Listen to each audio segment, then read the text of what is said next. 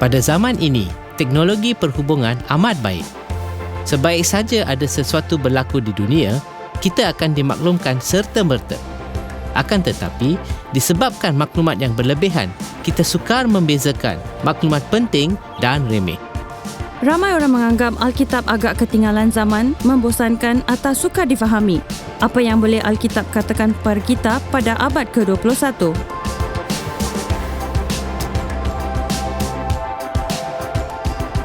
Pernahkah saya baca Alkitab? Tidak. Ya. Saya pernah baca Saya tak habis sedikit. membacanya. Sewaktu masa kecil, kami pernah miliki Alkitab khas. Kami pernah miliki Alkitab kanak-kanak dengan Yesus dan kanak-kanak duduk di bawah pokok dan yang lain. Ya, semasa sekolah rendah. Sepintas lalu saja. Ya, Matius, Markus, Lukas, Yohanes dan yang lain. Saya tahu tentang lelaki berjubah warna-warni. Adakah Alkitab relevan? Sebahagiannya masih relevan, tapi yang lain mungkin agak ketinggalan zaman. Saya tak ingat apa-apa daripada Alkitab. Rasanya ajarannya adalah relevan ya. Ia relevan bagi sesetengah orang, tapi bagi saya, tidak.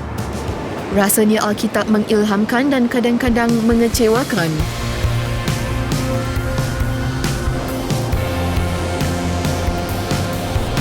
Pada abad ke-18, ahli falsafah Prancis Voltaire meramalkan Alkitab akan menjadi antik 100 tahun selepas hayatnya dan digantikan dengan falsafah yang lebih maju. Tetapi Alkitab tetap buku paling popular di dunia. Ia karya kesusasteraan yang paling berjaya. Setiap tahun, lebih daripada 100 juta Alkitab dijual atau diberikan. Aplikasi Alkitab YouVersion telah dimuat turun melebihi 200 juta kali. Alkitab adalah buku terlaris setiap tahun. Malah ia begitu popular sehingga dikecualikan daripada senarai buku terlaris mingguan. Alkitab akan menjadi buku terlaris setiap minggu, minggu demi minggu. Ramai orang kata Alkitab ialah buku yang paling popular kerana ia juga buku yang paling berkuasa.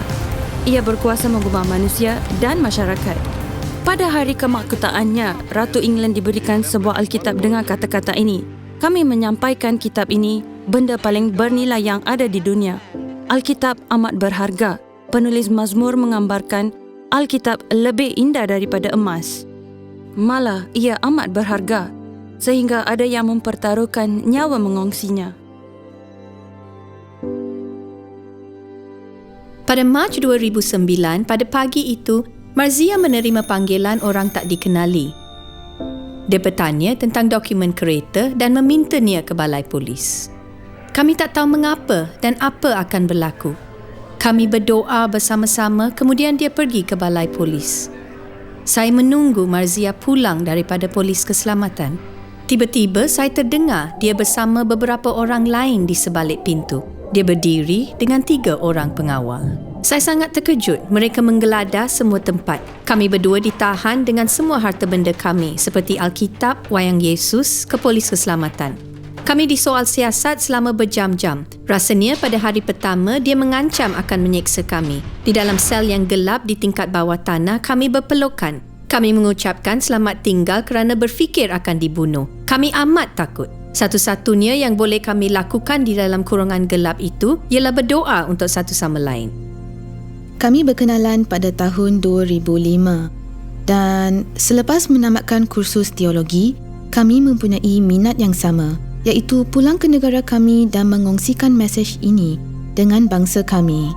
Itulah sebabnya, walaupun kami tahu betapa berbahayanya ia, kami tetap ingin pulang. Kami memanggil pastor kami. Dia berada di London. Kami memintanya menghantar ribuan Alkitab. Ia tak mudah bagi mereka. Setelah kitab Perjanjian Baru dikirim, kami pun memulakan misi. Pada waktu malam, kami membawa 140 buah Perjanjian Baru di dalam beg dan memasukkannya ke dalam peti surat.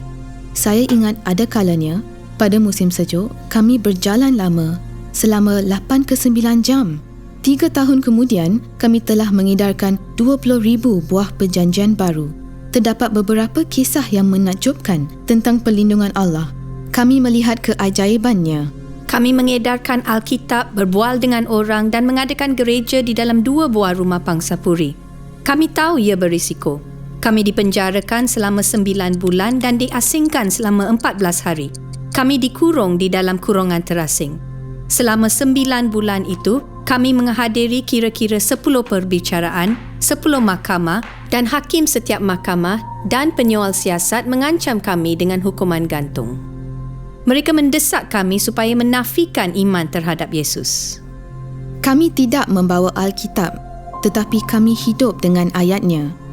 Kami berdoa agar Allah membolehkan kami melaksanakan firman-Nya serta mencerminkan Dia melalui tingkah laku kepada banduan yang lain. 9 bulan kemudian, kami mendengar kami ada ramai penyokong dari seluruh dunia. Disebabkan para penyokong tersebut, kerajaan tiada pilihan tetapi terpaksa membebaskan kami. Tadi Marzia kata tentang Alkitab yang kami edarkan. Pada masa itu, kami hanya berdoa untuk Alkitab itu. Kami tak tahu siapa yang akan menerimanya. Pada 2 tahun lepas, kami berada di Australia dan dijemput ke sebuah gereja. Selepas kami berucap, satu pasangan naik ke pentas. Mereka berdua menangis dan mula menceritakan kisah mereka. Isterinya menjumpai Alkitab yang kami letak di dalam peti surat mereka. Mereka menjumpai Alkitab itu dan sekeluarga mempercayai Kristus selepas membaca perjanjian baru di dalam peti surat mereka. Alkitab diilhamkan oleh Allah. Rasul Paulus menulis, segala tulisan diilhamkan Allah. Perkataan ini diterjemahkan secara harfiah daripada perkataan Yunani, dinafaskan Allah. Segala tulisan dinafaskan Allah. Mengapa saya percaya Alkitab diilhamkan Allah? Secara ringkasnya, itulah dakwaannya, rupanya dan buktinya. Itulah dakwaannya. Sebagai contoh kata Paulus, segala tulisan diilhamkan Allah. Itulah rupanya, sewaktu membacanya ia mempunyai kebenaran. Itulah buktinya. Bagi saya itulah kenyataannya. Ketika membacanya, saya merasa Allah berfirman kepada saya melaluinya. Saya mendorong anda mencubanya. Anda pasti mendapati ia sememangnya firman Allah. Paus Francis dalam suratnya Evangelii Gaudium, Sukacita Injil, menggalakkan semua orang untuk mengkaji Alkitab. Dia berkata kita tidak seharusnya menunggu Allah berfirman kepada kita kerana Dia telah berfirman dahulu dan tiada hal yang kita harus tahu yang masih belum difirmankan. Marilah terima firman Allah yang berharga ini. Sepanjang 1600 tahun, Alkitab ditulis oleh sekurang-kurangnya 40 orang penulis. Raja, cendekiawan, orang miskin, ahli falsafah, nelayan, pemuisi, negarawan, ahli sejarah, guru, nabi, doktor. Mereka menulis kesusasteraan yang berbeza seperti sejarah, puisi, nubuatan dan surat. Alkitab adalah 100% karya penulis manusia. Tetapi ia juga 100% diilhamkan Allah. Apa penjelasannya? Katedral Santo Paulus di London dibina oleh Sir Christopher Wren, arkitek Inggeris terulung pada zamannya. Yang mulai dibina pada tahun 1675 sewaktu dia berusia 43 tahun dan dibina di bawah arahannya selama 36 tahun. Ia selesai pada tahun 1711 ketika dia berusia 79 tahun. Meskipun Christopher Wren membina Katedral Santo Paulus, dia tidak terlibat dalam pembinaan. Ramai yang terlibat. Tukang batu, tukang kayu, buruh dan artis. Tetapi Sir Christopher Wren ialah inspirasi di sebaliknya. Alkitab mempunyai ramai penulis, tetapi seorang arkitek. Satu inspirasi di sebaliknya, Allah sendiri. Ia tidak bermaksud tiada kesulitannya. Rasul Petrus berkata tentang surat-surat Paulus, terdapat hal-hal yang saya sukar fahami. Alkitab memang mengandungi banyak kesukaran dari segi moral, sejarah dan beberapa percanggahan. Jika anda pernah baca Perjanjian Lama, anda pasti tahu tentang beberapa kejadian yang mengejutkan. Anda mungkin berfikir, mustahil ini diilhamkan Allah. Contohnya ialah penderitaan dan kasih Allah. Intisari agama Kristian ialah kasih Allah. Tetapi jika anda melihat dunia dan penderitaan yang berlaku, anda pasti berfikir, bagaimana kasih Allah dan penderitaan di dunia ini boleh disatukan? Ia tak mudah. Begitu juga, bagaimana anda menyatukan inspirasi Alkitab dan hal suka yang kita temui di dalam Alkitab? Sesetengah pencanggahan ini dapat ditangani dengan memahami jenis kesusastraan yang dibaca dan juga konteks penulisannya. Yesus ialah kunci tafsiran apa yang kita baca. Yesus adalah kasih. Dialah pewahyuan Allah yang terulung. Jika kita ingin mengenali Allah, dia seperti Yesus. Saya dapati, jika anda percaya Alkitab diilhamkan oleh Allah, anda pasti lebih memahaminya. Cara utama Allah berkomunikasi dengan kita ialah melalui Alkitab. Ia wahyunya. Kadang-kadang orang berkata, jika Allah wujud, kenapa dia tak menunjukkan dirinya? Mengapa dia tidak mendedahkan dirinya?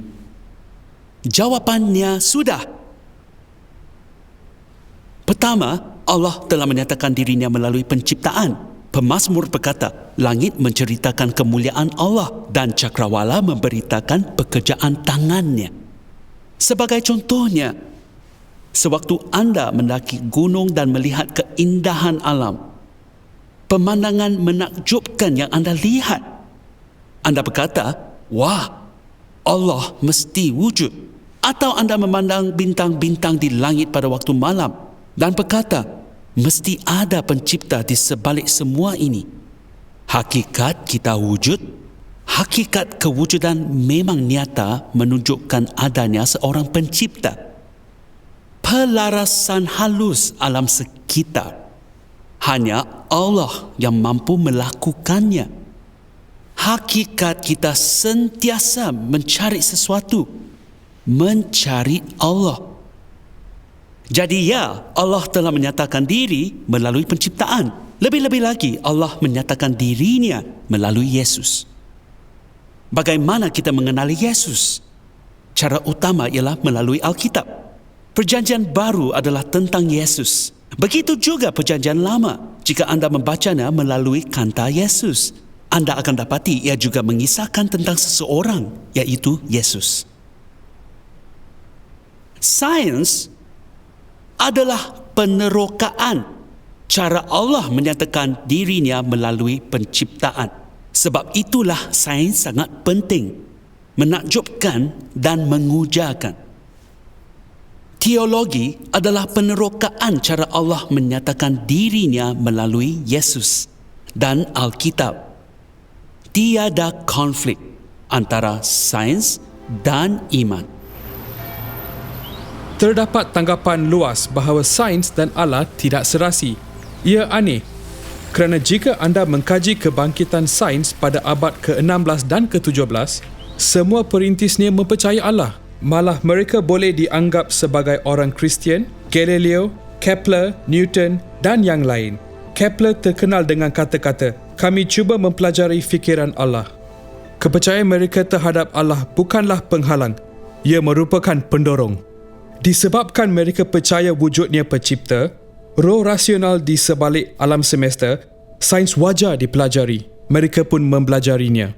Saya langsung tidak malu berkata saya seorang saintis dan juga Kristian kerana agama Kristian mewujudkan subjek saya. Kita mengkaji wahyu Allah di dunia semula jadi dan juga Alkitab dengan minda Allah berikan. Saya percaya tidak konflik antara kedua-duanya jika difahami dengan betul. Injil jelas menunjukkan Yesus menganggap perjanjian lama dihilamkan oleh Allah. Bagi dia, tulisan di dalam kitab suci ialah firman Allah. Pandangan ini diterima oleh hampir semua gereja di seluruh dunia sejak dari dahulu. Alkitab dihilhamkan. Ia kewibawaan yang mengajar kita cara untuk hidup. Paulus berkata Alkitab bermanfaat untuk mengajar, menyatakan kesalahan, memperbaiki kelakuan dan mendidik orang dalam kebenaran. Alkitab dipenuhi kebijaksanaan praktikal dan prinsip hubungan, cara mengasihi dan memaafkan orang lain, nasihat untuk kehidupan sihat, pekerjaan, pengasuhan, penjagaan warga emas dan yang lain. Ia memberikan batasan dan panduan untuk kita menjalani kehidupan. Anda mungkin berfikir, bunyinya macam buku peraturan yang merampas kebebasan saya. Sebenarnya, kita semua perlukan batasan. Bayangkan jika sukan tiada batasan atau garis panduan yang mustahil dimainkan dan mengelirukan penonton.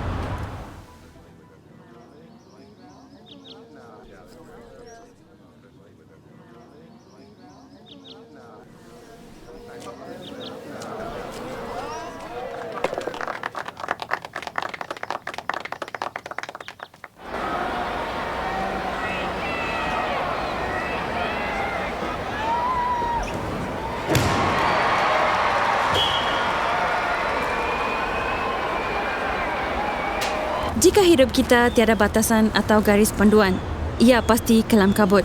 Allah telah memberikan garis panduan kehidupan, bukan kerana Dia benci atau ingin kita menderita, tetapi kerana mengasihi dan mahu kita hidup berkelimpahan.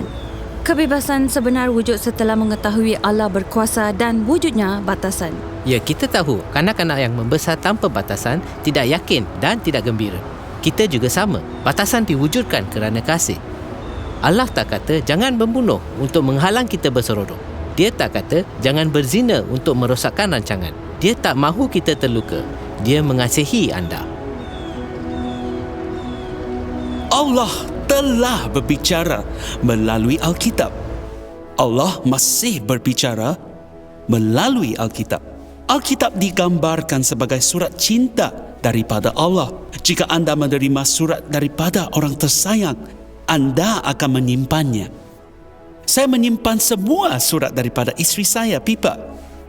Bukan surat itu yang penting, tetapi orang yang menulisnya. Yesus berkata, kamu menyelidiki kitab-kitab suci sebab kamu menyangka bahawa olehnya kamu mempunyai hidup yang kekal. Tetapi walaupun kitab-kitab suci itu memberi kesaksian tentang saya, namun kamu tidak mahu datang kepada saya untuk memperoleh hidup itu. Alkitab ialah komunikasi daripada orang yang kita kasih. Ia umpama surat cinta daripada Allah.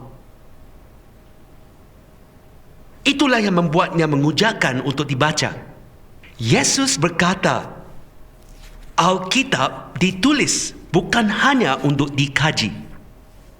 Alkitab ditulis untuk membawa kita ke dalam hubungan dengan Yesus Kristus. Dia berkata, Alkitab ditulis untuk membawa anda kepada sebuah hubungan. Hubungan itulah yang penting. Saya mempunyai kawan bernama Earl Smith. Seluruh ahli keluarganya kaya. Earl juga kaya. Dia tak perlu bekerja dan mula mengambil dadah. Dia mengambil dadah keras dan ditahan di hospital pada usia 30 tahun. Ada seorang datang melawat dan memberikannya sebuah hadiah. Senaskah perjanjian baru. Earl teruja kerana halaman Alkitab barunya sesuai untuk menggulung rokok ganja. Dan dia mula menggulung daripada Matius, Markus, Lukas. Apabila tiba di Injil Yohanes, dia mula membaca. Selepas membaca Injil Yohanes, Earl mempercayai Yesus Kristus dan hidupnya berubah selama-lamanya. Ia mempengaruhi dia dan orang di sekelilingnya, termasuk ahli psikologinya, seorang doktor jelita bernama Tommy. Tommy tak faham. Saya tak faham, katanya kepada Earl. Saya ada semuanya. Kerjaya yang baik, wang, keluarga, kawan. Namun saya hampa. Hidup awak pula bercelaru. Tapi awak memiliki kedamaian yang luar biasa. Earl menceritakan apa yang dibacanya di dalam Alkitab. Dia menjelaskan perasaan disayangi Yesus Kristus. Earl memperkenalkan Yesus kepada Tommy dan mengahwininya. Earl dan saya belajar bersama di College Teologi. Allah ingin berkomunikasi dengan kita, menjalin hubungan dengan kita. Ini tercatat pada akhir Injil Yohanes. Semua ini ditulis supaya kamu percaya bahawa Yesuslah Mesias, Anak Allah, dan supaya kamu oleh imanmu memperolehi hidup dalam nama-Nya. Cara terbaik untuk mengeratkan hubungan ini dan mendengar daripada Allah serta mengenali Yesus ialah dengan membaca Alkitab. Kita cenderung terlalu bersemangat. Anda mungkin kata, saya akan baca Alkitab setiap hari selama sejam. Bersemangat betul. Atau melakukannya pada masa yang salah. Sebagai contoh, anda boleh luangkan 10 minit pada waktu pagi, sediakan sarapan, kemudian baca beberapa ayat. Selepas itu, cari tempat anda takkan diganggu. Hal yang paling penting ialah rancangan. Tentukan apa yang akan dibaca. Saya cadangkan bermula dengan salah satu Injil, 4 kitab tentang kehidupan Yesus di Perjanjian Baru. Anda juga boleh memuat turun pelan bacaan Alkitab seperti Bible in 1 Year. Ada banyak cara membaca Alkitab. Anda perlu mencari cara yang sesuai. Amalkan kesederhanaan. Baca beberapa ayat, berdoa dan minta Allah berfirman. Renungkan maksud ayat itu bagi anda. Apa yang ia katakan tentang sifat Allah? Apa dorongan yang anda terima daripadanya? Bagaimana ia membimbing anda membuat pilihan? Apa perbezaan yang Allah mahu anda lakukan? Bagaimana ia dapat diamalkan? Jangan bimbang jika ada bahagian yang sukar anda fahami. Bagi saya, ia umpama silang kata. Anda bermula dengan petunjuk, ada kalanya anda menemui sesuatu yang tak dapat dijawab. Anda tak berhenti. Anda beralih kepada petunjuk seterusnya yang mungkin lebih mudah. Anda mengisi jawapan dan ia memberikan huruf untuk membantu memahami bahagian yang lebih susah. Demikianlah dengan Alkitab. Ada banyak yang saya tak faham. Semakin saya mencuba, semakin banyak yang saya fahami. Jika anda menjangka Allah berfirman melalui Alkitab, sudah tentu mengenali dan berkomunikasi dengan Allah seperti ini amat mengujakan. Sepanjang 40 tahun saya menjadi Kristian, saya membaca Alkitab setiap hari. Bukan kerana terpaksa, tapi saya menggemarinya. Sama seperti kenapa saya bersarapan setiap hari. Sebab saya suka. Bagi saya, tak membaca Alkitab bagaikan tak makan. Kerana Alkitab ialah makanan rohani saya. Saya ingin menggalakkan anda membaca Alkitab setiap hari dan berdoa agar Allah berfirman kepada anda. Ia pengalaman yang menakjubkan apabila dia berbicara. Saya mengenang kematian bapa saya pada tahun 1981. Sewaktu saya menjadi Kristian, ibu bapa saya tak menghadiri gereja dan mereka risau. Akhirnya, ibu saya memeluk agama Kristian. Tetapi bapa saya sentiasa berwaspada tentang iman saya dan tidak menunjukkan bahawa dia mempercayainya. Sewaktu dia meninggal dunia, saya merinduinya. Saya terkejut dengan kematiannya. Di samping itu, saya bimbang sama ada dia sudah percaya atau tidak. Adakah dia seorang Kristian? 10 hari selepas kematiannya, saya membaca Alkitab dan merasakan Allah berfirman melalui satu ayat. Roma 10:13 yang berbunyi, "Barang siapa yang berseru kepada nama Tuhan akan diselamatkan." Saya rasa Allah memberitahu saya, bapa kamu telah berseru kepada namaku dan sudah diselamatkan. Itu amat melegakan. Pada waktu itu, isteri saya Pipa memasuki bilik dan berkata, "Saya baru membaca ayat yang sesuai buat bapa kamu. Kisah Para Rasul 2:21, iaitu barang siapa yang berseru kepada nama Tuhan akan diselamatkan." Ia luar biasa kerana ayat itu hanya muncul 2 kali di dalam Perjanjian Baru. Dia baca ayat pertama dan saya baca yang kedua. 3 hari kemudian, kami berkumpul untuk mempelajari Alkitab dan secara kebetulan kami mengkaji Roma 10, terutamanya ayat 13. Barang siapa yang berseru kepada nama Tuhan akan diselamatkan 3 kali dalam 3 hari. Allah nampaknya berfirman kepada saya melalui ayat yang sama. Namun, saya kurang beriman dan masih bimbang pada hari keesokan harinya semasa ke pejabat. Semasa keluar dari kereta api bawah tanah, saya ternampak papan iklan yang besar di stesen itu. Barang siapa yang berseru kepada nama Tuhan akan diselamatkan. Roma 10:13.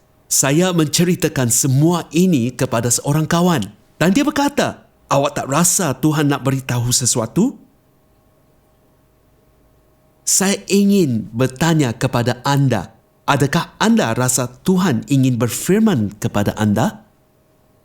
Jika ya, anda benarkan tak?